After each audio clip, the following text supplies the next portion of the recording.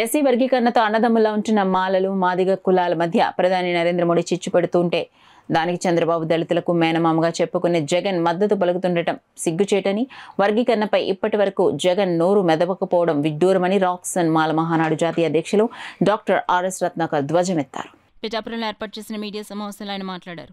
మాల సామాజిక వర్గంపై జరుగుతున్న కుట్రను దేశవ్యాప్తంగా తీసుకెళ్లి దేశవ్యాప్త ఉద్యమానికి శ్రీకారం చుడుతున్నట్లు ఆయన చెప్పారు. ఈ సమావేశంలో నాయకులు కొప్పుల ప్రేమబాబు, నెల్లి సూరిబాబు, కూసికొండబాబు, ఎమ్ముల సత్యబాబు, సలాది బాబులు, కాకర వెంకట్రావు తదితరులు పాల్గొన్నారు.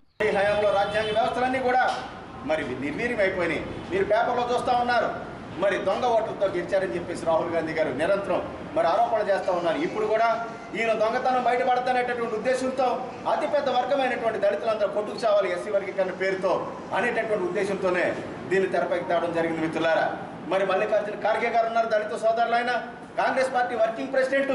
ఈ దేశంలో సుప్రీంకోర్టు తీర్పు వచ్చిన తర్వాత మొట్టమొదటిగా వర్గీకరణ చేసినటువంటి రాష్ట్రం ఏదైనా ఉందంటే అది తెలంగాణలో కాంగ్రెస్ సర్కార్. మిత్రులారా, ఆయన ఒక మాట చెప్పాలి కదా, ఎస్సీ వర్గీకరణ తప్పని. ఎక్కడ లేని కంగారు నీకెందుకని చెప్పాలి కదా మిత్రులారా. చెప్పలేదు. మిత్రులారా, ನನ್ನ ಆತ್ಮೀಯ ಕನ್ನಡ ಸ್ನೇಹಿತರೆ, ನನ್ನ ಆತ್ಮೀಯ ದಲಿತ ಸಹೋದರ ಸಹೋದರಿಯರೇ, ಎಲ್ಲರಿಗೂ ನಮಸ್ಕಾರ.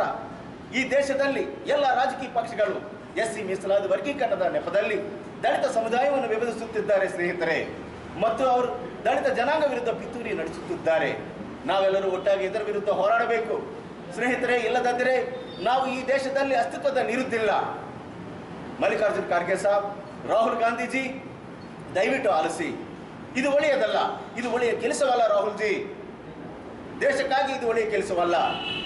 ತೆಲಂಗಾಣ ಸಿಎಂ ರೇವಂತ್ ರೆಡ್ಡಿಗೆ ಹೇಳಿ, తెలంగాణದಲ್ಲಿ కాంగ్రెస్ సర్కాರದ పతన అనివార్య. ఖర్గే సాబ్, పతన అనివార్య. రాహుల్జీ, ఒక్కసారి చెప్పండి మీ తెలంగాణలో ఉన్నటువంటి రేవంత్ రెడ్డికి, ఎప్పటికైనా సరే కాంగ్రెస్ సర్కార్ కూలిపోతున్న విషయాన్ని సందర్భంగా మీకు తెలియజేస్తా ఉన్నా.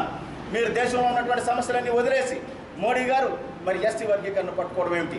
సుప్రీంకోర్టుని ఇన్ఫ్లుయెన్స్ చేసి రాజకీయ పార్టీలన్నీ కూడా మరి కోర్టుకి తప్పుడు సమాచారం ఇచ్చి ఈ వర్గీకరణ చేయడం మొదలెట్టారు. మిత్రులారా, అలాగే మరి మాల సామాజిక వర్గం ఉందా సచ్చిందా ఈ రాష్ట్రంలో అనేటటువంటి తెలుగు రాష్ట్రాలు అనేటటువంటి పరిస్థితులు ఏర్పడ్డాయి. కాబట్టి ఇకనైనా మాల సామాజిక వర్గానికి చెందినటువంటి వ్యక్తులు, ఎస్సీ వర్గీకరణ వ్యతిరేకించేటటువంటి వ్యక్తులు, దళిత ప్రోటోకానిస్టులు అందరూ కూడా రోడ్డెక్కి శాంతియుత మరి అలాగే ప్రజాస్వామ్యత పోరాటానికి సిద్ధం కావాలని చెప్పేసి ఈ సందర్భంగా పిలుపు